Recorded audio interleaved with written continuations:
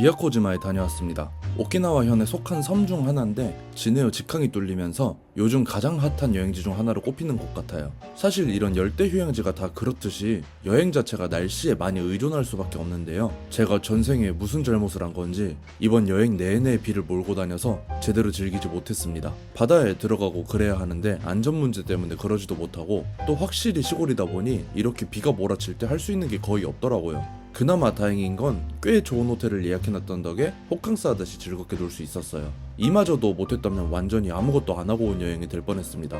여기 시기라가 대형 리조트 단지라서 안에 호텔 종류도 매우 다양한데요. 더 시기라, 시기라 미라지, 시기라 베이사이드 스위트 알라만다처럼 고급 호텔들은 물론이고 총 8개의 호텔이 있는데요. 저는 그 중에서도 두 번째로 좋은 것 같은 시기라 미라지에서 투숙했습니다. 하늘이 벌써 우중충하죠? 체크인은 앉아서 하게 되고요. 무슨 맛이었는지 기억조차 안 나는 디톡스 주스와 코코넛 워터 같은 걸 먹으면서 체크인합니다.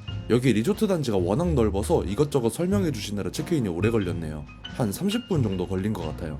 저희가 묵은 방은 오션뷰 슈페리어 룸입니다. 가장 기본 객실이 슈페리어인데 거기에 조금 더 욕심내서 오션뷰를 한 건데요. 저는 방에 들어갔을 때 주니어 스위트로 예약했나 착각할 정도로 방도 넓고 좋았습니다. 입구 공간이 현관처럼 있어요. 그리고 바로 큰 거실이 스튜디오형으로 빠져 있고 발코니도 넓게 갖춰져 있고 또 여기에 자쿠지까지 있는 상당한 객실이었어요. 저는 항상 이런 좋은 곳 와서 자쿠지 하는 건 왜 맨날 까먹는지 모르겠어요. 자쿠지 못했습니다. 발코니에 앉을 수 있는 의자도 있지만 너무 더워서 안에만 있었고요. 침대는 시그니엘 부산이 생각나는 푸르딩딩한 이불.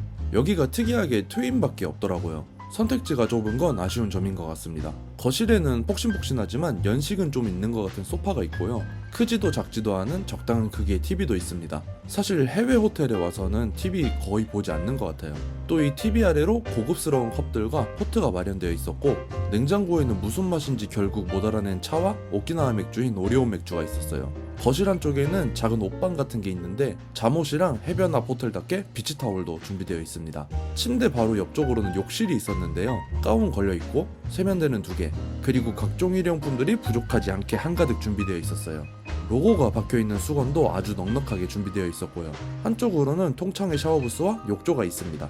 이거 되게 아쉬웠던 게 커튼이 고장나서 내릴 수가 없었어요. 아무리 가족이나 연인이라 하더라도 이렇게까지 프라이버시가 박살날 필요는 없는데 상당히 아쉽습니다. 어메니티는 딥티크, 세면대 옆쪽으로 변기칸이 따로 있었네요. 깔끔합니다. 객실 구경은 이 정도에서 마치고 저희는 여기 리조트에 딸려있는 온천에 갔었어요. 시기라 황금온천이라 해서 호박색 온천이 유명한 곳이라 해서 다녀왔는데요. 이런 공용 공간도 있고 수영장도 있어서 아이들이랑 놀기에도 좋은 곳이지만 저희는 이번에 8,800엔 내고 프라이빗 온천으로 갔습니다. 이렇게 별채에서 따로 온천을 즐길 수 있는 곳이에요. 이렇게 에어컨 빵빵한 공간에 의자, 샤워부스, 수건들은 물론이고 세면도구들까지 다 갖춰진 멋진 곳이에요. 온천은 바로 앞에 이렇게 마련되어 있습니다. 선베드도 있긴 하지만 사실 벌레가 많기도 하고 너무 덥기도 하고 그래서 저기 앉아있진 않았고요. 물속에 오래오래 있었습니다. 사실 미야코지마가 원래 바다가 짱인 곳이라 온천 이런 건 생각지도 못했는데요. 여기 시기라 호텔 예약하면서 홈페이지 보니까 여기 온천을 엄청 자랑해놨길래 오게 된 건데 오길 잘했다 싶더라고요. 특히 저는 날씨가 안 좋았던 탓에 엄청나게 끝내주는 바다를 몇 번 못 봤는데 이런 거라도 있어서 다행이었다고 생각합니다. 해변 앞 호텔이지만 역시 수영장도 있고요. 호텔 건물 바로 앞 규모가 작은 것부터 아일랜드까지 갖춰진 규모가 큰 것도 있습니다. 이 2개 말고도 해변 바로 앞에도 수영장이 하나 더 있는데 저는 게을러서 못 가봤네요. 조식은 2가지 스타일로 제공됩니다. 가장 먼저 일본식 정찬인 와쇼쿠, 시기라 미라지 호텔 건물 1층에 있는 일식당 신키로에서 제공되고요. 음료수는 마음껏 가져다 먹을 수 있도록 세팅되어 있습니다. 와쇼쿠는 지나치게 건강한 식단이라 저 같은 푸드파이터한테는 상당히 아쉬울 수밖에 없는데요. 그래도 회도 나오고 고기가 아예 없는 것도 아니라 적당히 먹을만 했어요. 흰 쌀밥, 미소국은 찐득한 스타일이랑 우리가 잘 아는 깔끔한 스타일 2가지 중 하나를 선택할 수 있는데 찐득한 아이는 일본에서 오래 살았던 저에게도 상당히 낯설어서 웬만하면 깔끔한 스타일을 더 추천드립니다. 이 건강한 한상 외에도 고기와 해산물이 잔뜩 있는 냉채들도 주시는데요. 사실 얘네들은 엄청나게 특출난 맛들은 절대 아니지만 같이 찍어 먹으라고 주신 이 미소가 정말 끝내줬습니다. 아까미소라고 했나 아마미소라고 했나 뭐 엄청나게 오래 숙성한 미소라고 설명해 주셨는데 이거 맛있습니다. 그 설탕 하나 없이 깊은 곳에서 끌려 올라온 상당한 단맛이 엄청났어요. 전반적으로 깔끔한 한상이었지만 아침부터 고기를 한가득 먹어온 한국인들에게는 또 든든하지 못할 수도 있는 한 끼이지 않나 생각하고요. 양식 스타일로 뷔페를 하는 곳도 있습니다. 시기라 터틀 베이라는 곳인데요. 식당 이름에 걸맞게 여기 분수대에 바다 거북이가 산다고 하더라고요. 저는 못 봤는데 옆 사람들이 저기 거북이 있다고 막 그러더라고요.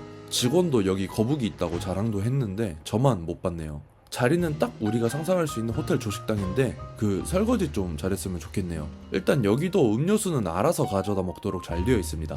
이제 음식인데요. 음식 가짓수는 꽤 있는 편입니다. 아침부터 술을 권장하는 건지 안주거리들도 있고요. 빵은 아주 조금 간소하게 갖춰져 있습니다. 핫푸드도 여럿 있는데요. 빠에야가 있는 건 정말 특이합니다. 이건 매일 메뉴가 바뀌는 섹션이라고 하니 좀 특이한 메뉴가 아침마다 나오는 것 같습니다. 야외에 그릴 섹션도 있어서 이렇게 새우랑 관자도 얻어왔고요. 에그 스테이션도 있습니다. 사실 맛은 다들 그냥 그랬어요. 그리고 이 미야코지마 전통 면 요리라면서 있는 것도 있었는데요. 저 국물에 면을 넣어서 먹는 거예요. 개별로입니다. 카레는 맛있었어요. 그래도 일본이 카레 강국이긴 합니다. 더운 곳답게 과일들도 있긴 한데요. 얘네들 역시 동남아 수준을 기대하면 실망할 만한 수준이었어요. 음식 다 먹고 자리에서 커피까지 먹으며 마무리.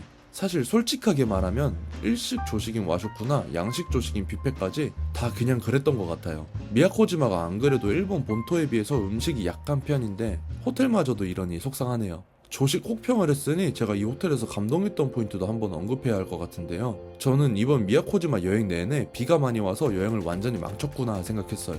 그러다 악에 받쳐서 바다 한 번이라도 들어가긴 가야지 하는 마음에 호텔 바로 앞 시기라 비치에서 스노클링하면서 놀았는데요. 거북이 있었습니다.